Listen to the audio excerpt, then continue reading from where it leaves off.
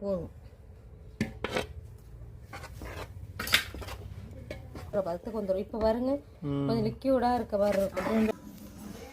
என்ன வேலை நடக்குது? அதிரசத்துக்கு பாவு காய்ச்சிக்கிட்டு இருக்கிறேன். வெள்ளை பாவு.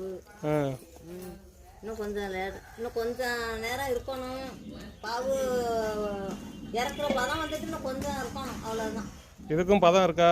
பதம் இருக்கு, எல்லாமே பதம் தான். பச்சரிசியை வந்து சுத்தமாக நல்லா கழுவிட்டு ஒரு 3 மணி நேரம் ஊற வச்சு நல்லா அதை வந்து ஃபேன் காற்றுலேயே நல்லா உணர வச்சு நாங்கள் மிஷினில் இடிச்சிட்டு வந்துட்டோம் அரிசியை.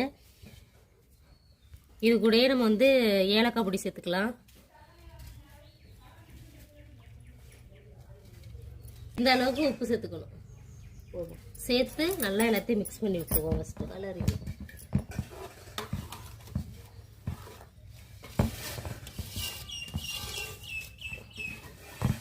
அளவு சொன்னீங்கல்ல, என்னன்னு பாருங்க எப்படி இருக்குன்னு பாருங்க.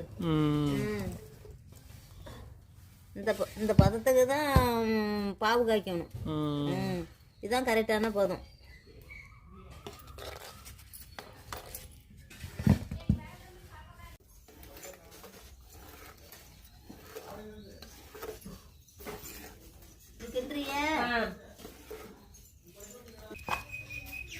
ரெண்டு துணி வச்சுக்கேன்.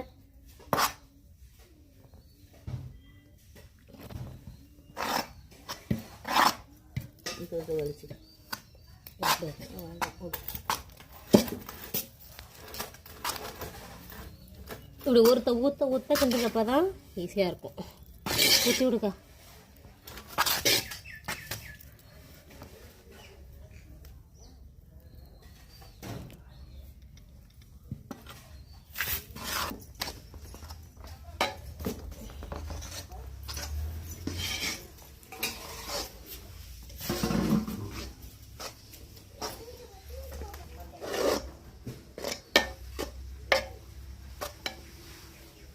கலர்னோன்னா அடியில் விட்டுருத்தியா? ஊற்றி விட வைக்காமண்டு